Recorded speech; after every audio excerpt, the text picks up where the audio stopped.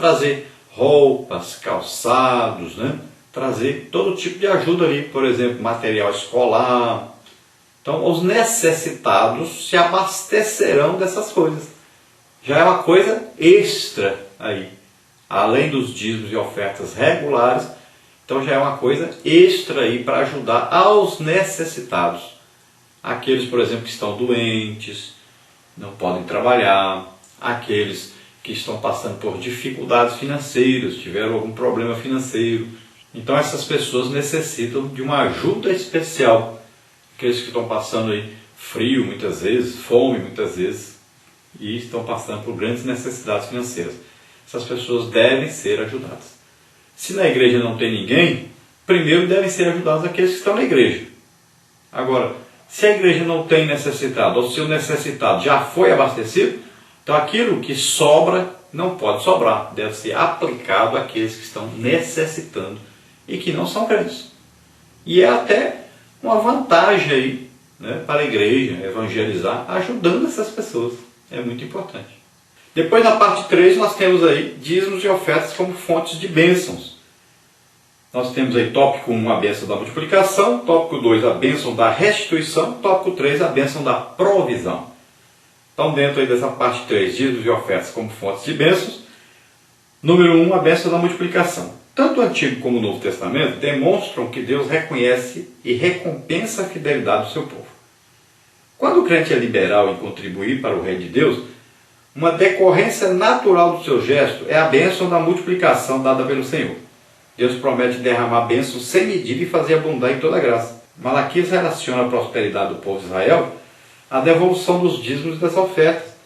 O mesmo princípio é destacado no Novo Testamento, quando Paulo diz que Deus é poderoso para fazer abundar em toda a graça aqueles que demonstram voluntariedade em contribuir para o reino de Deus. Então é uma coisa certa isso de que Deus, Ele olha, Ele vê a abundância do crente e a alegria do crente, o prazer que ele tem em ajudar, em entregar o seu dízimo e suas ofertas. E quando Deus vê isso no crente, Ele vai fazer com que esse crente tenha mais, receba mais, tenha mais abundância, para que ele possa ajudar ainda mais, para que ele possa abençoar os outros ainda mais. Então a graça de Deus para com aquele crente será maior ainda. Veja bem que Deus nos dá sem merecimento. Isso vai aumentar mais.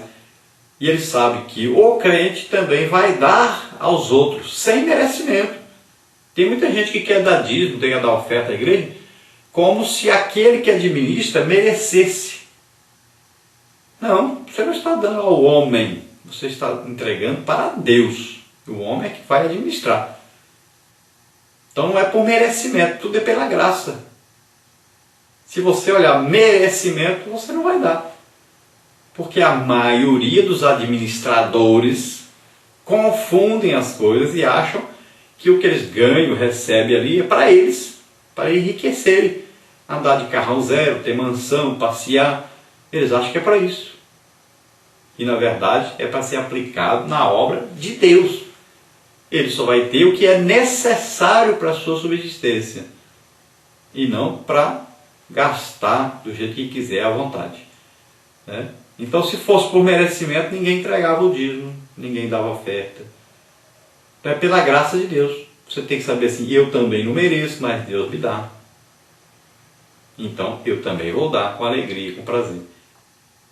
Não porque a pessoa que eu estou entregando mereça, não que ele seja um ótimo administrador. O que nós temos que fazer é ajudar a administração. Fazer reuniões, né? E convocar reuniões e falar sobre as coisas necessárias ao andamento da obra de Deus. Principalmente fazer missões, enviar missionários. É a maior aplicação de dízimo e oferta que existe, é em missionários. É importantíssimo isso. Deus abençoa grandissimamente a igreja que aplica o seu dinheiro em missões. Bom, ainda vimos então multiplicação. Multiplicação quer dizer isso. Você usa os bens que Deus lhe dá, a riqueza que Deus lhe dá, e usa abundantemente. Então Deus faz multiplicar o que você recebe. Você vai receber multiplicado para poder multiplicar também na hora de oferecer, na hora de dar. Agora vamos falar então, aí dentro dízimo de ofertas como fonte de bênção, vamos ver aí, número 2, a bênção da restituição. A Bíblia revela que o Senhor é um Deus de restituição. O profeta Joel mostra que a terra de Israel era atacada constantemente por gafanhotos, que em diferentes estágios de desenvolvimento destruiu suas lavouras. Para garantir a sobrevivência do povo, Deus promete restituir o que a praga consumiu. Malaquias associa o devorador àquele que consome o fruto da terra. A referência aplica-se em primeiro plano às pragas de gafanhotos e no segundo plano a toda ação do mal sobre o povo. Bom, então agora aqui na restituição, o que quer dizer isso? Então, aqui quer dizer que quando o povo de Israel plantava, os gafanhotos vinham e comiam a plantação.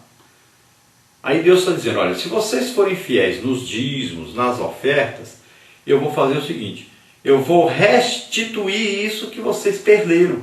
De que maneira Deus restituiria?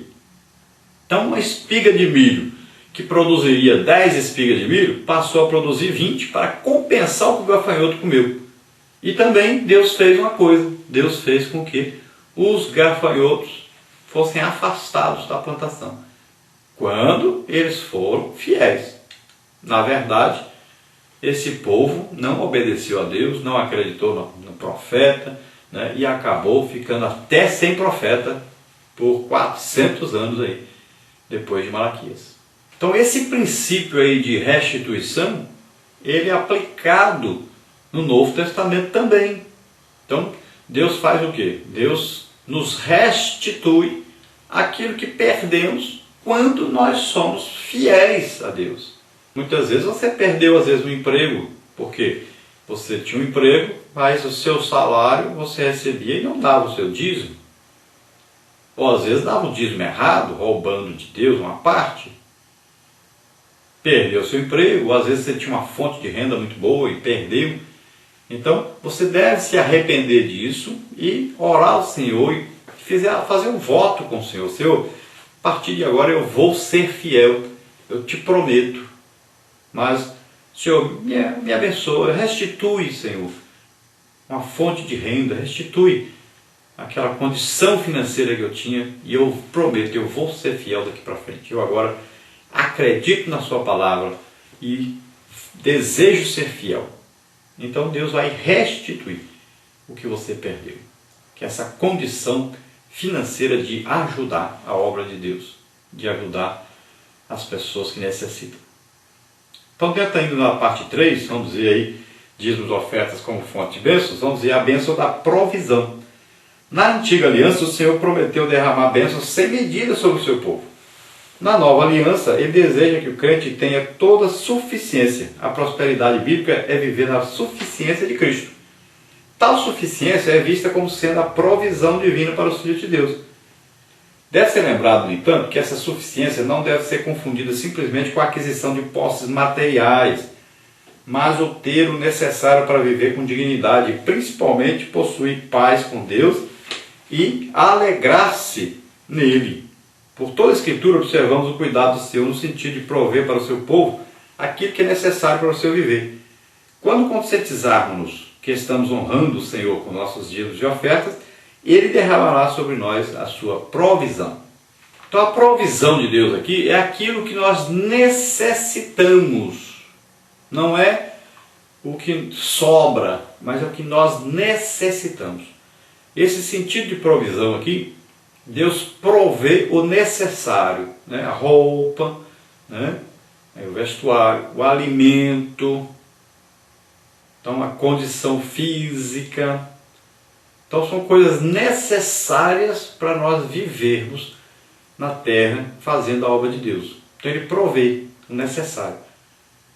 Não é aqui o sentido de enriquecimento, não. Aqui é o sentido de manutenção da nossa vida cristã na terra. Então esse é o sentido. Deus é o Deus da provisão. Aqui já não tem a ver com aquela abundância, superabundância, né? Que é o sentido que nós falamos antes. Aqui já é o sentido de ter o básico, de ser mantido.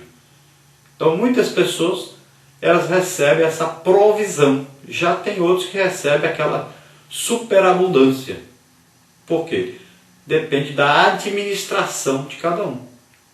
Quando esse administrador, esse mordomo, é fiel e abençoa muitos outros, Deus também superabunda nas coisas materiais, financeiras sobre ele. Agora, quando ele não sabe administrar assim, então Deus apenas lhe dá o quê? A provisão, o necessário. Mas Deus é fiel, provendo o que ele precisa para sobreviver. Dentro da nossa conclusão, então, vimos, pois, que a prática dos dízimos e das ofertas sempre esteve presente na história do povo de Deus. Evidentemente que fica para nós o princípio de que somos abençoados não porque contribuímos, mas contribuímos porque já somos abençoados. Deus reconhece a voluntariedade do crente em contribuir para o seu reino, e por graça e misericórdia derrama sobre nós as suas muitas e ricas bênçãos. Então essa prática do dízimo, da oferta, sempre teve aí entre o povo de Deus e continua sendo assim. Então é uma bênção, né? Esse crente que reconhece isso, que tem a sua própria vida isso. Então seja fiel nessa parte, é muito importante. Nunca tentando negociar com Deus isso. Lembre-se que tudo de Deus é pela graça, não é por merecimento. Então eu creio que todo crente tem já um testemunho aí na sua vida sobre isso. Eu tenho. Por exemplo, eu comecei a ser dizimista antes mesmo de ir lá na frente tomar a decisão de reconhecer perante o povo que eu era pecador, né, pedir perdão a Deus, aceitar Jesus como Senhor e Salvador ali. Eu já entendi essa parte aí. Antes disso, Deus nunca deixou que eu passasse necessidade. Deus sempre proveu o necessário. Eu nunca tive também abundância, superabundância, nunca fui rico, mas nunca também passei fome. Então, quando eu estava no campo missionário, por exemplo, houve um dia que eu cheguei para minha esposa e perguntei como é que estava a geladeira, como é que estavam as coisas. E ela disse, olha, não tem nada para comer, a geladeira está vazia de tudo, não tem nada, não sei o que eu vou fazer para o almoço não. Não tem nada para fazer. E eu fui orar ao Senhor. E relembrando, né, dessa parte financeira que eu tinha consciência dela, de que Deus nunca deixaria faltar. E orando ao Senhor, falando sobre isso, sobre este assunto com o Senhor, eu voltei para casa e quando eu cheguei em casa, e quando eu abri a porta da sala, eu vi em cima da mesa da sala cheia de coisas, toda coisa de comer. E tudo do melhor. Tinha até leite condensado, creme de leite, tinha de tudo do melhor. E eu preocupado, falei, será que a mulher desesperou, não esperou que Deus tomasse uma providência? Será que ela foi comprar no supermercado essas coisas a prazo? Não sei nem se vou ter dinheiro para pagar isso algum dia. Então, chamei a esposa e falei, o que está acontecendo? Por que esse monte de coisa aqui? Você fez compra no supermercado? E ela disse, não, passou aí uma irmã e deixou esse monte de coisa aí. Disse que Deus de noite falou com ela que nós estávamos precisando e mandou que ela deixasse isso aqui. Então nós fomos abastecidos ali pelo Senhor, fomos supridos naquela necessidade. Glória a Deus, aleluia. E assim Deus faz. E existem aí crentes por toda parte com testemunho semelhante a esse. Porque Deus não deixa faltar. Se você é fiel nos dízimos das ofertas, pode ter certeza, você vai ser sempre sustentado. Deus vai dar sempre a sua provisão. O necessário você terá, você não passará fome. Pois a palavra de Deus diz, nunca vi um justo mendigar o pão. Então veja bem, seja fiel e você terá o resultado na sua vida. Deus estará sempre mantendo você.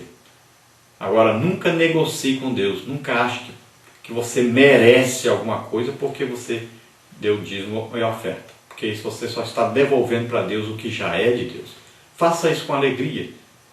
Faça isso com sentido de adoração, de louvor a Deus. E você vai ver que Deus vai te abençoar. Vamos orar então?